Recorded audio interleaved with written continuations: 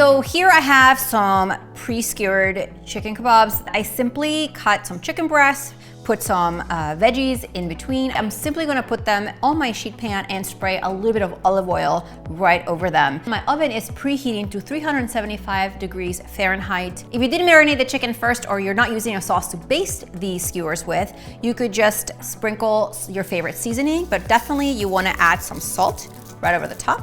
And let's put them in the oven. So these chicken skewers cooked in my 375 degree oven for about 25 minutes. How long they cook, it's going to vary by the size of your chicken. Now, if you have really big chicken pieces, it's gonna take a little bit longer, give and take an extra 10 minutes maybe, to reach 165 degrees Fahrenheit. Of course, you can always use a kitchen thermometer. That is the best way to make sure that your chicken is fully cooked. Go ahead and click that red subscribe button. You and I get to cook together a few times a week. The oven preheating to 425 degrees Fahrenheit. You can bake the frozen burgers directly on a baking sheet, but when you do that, the burger kind of cooks in its own grease, and that's totally okay. If you have one of these cookie cooling racks, what's really helpful is to place it on top of your baking sheet and then take your burger and place it right on top. This way, as it cooks, the grease will drip into the pan and help the hot air circulate around your burger, similar to a barbecue grate outside.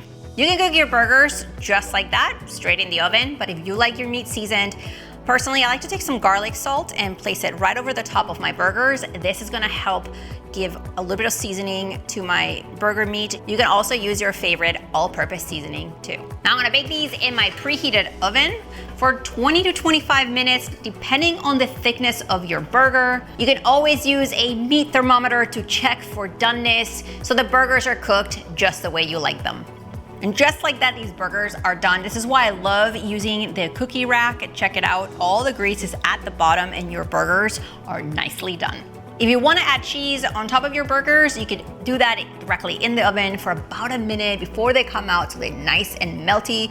Otherwise, you can bring them out and dress them as you like. And of course, the burgers are cooked all the way through. Let me show you.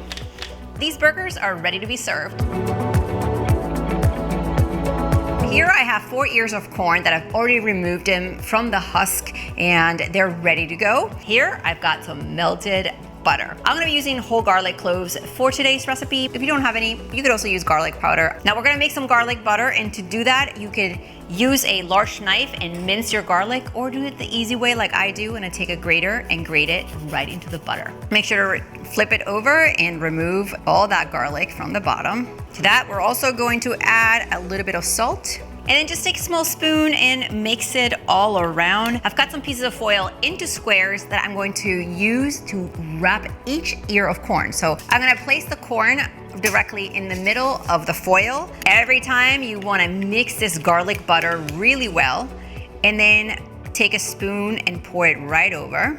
And then you want to rub it all around. And then we're gonna wrap it up in foil. Now, I like to do this big, simple packet as opposed to real tight. It just makes it easier afterwards. And as I wrap each of them, I'm just placing them on the sheet pan that'll go in the oven. And these are gonna go in a preheated oven just like this for about 30 minutes. Guys, these little packets smell amazing, and I haven't even opened them. So what's great is that everything you need is inside of these. Check it out. And just like that, the oven did all the work. Watch this next video and I'll see you next time.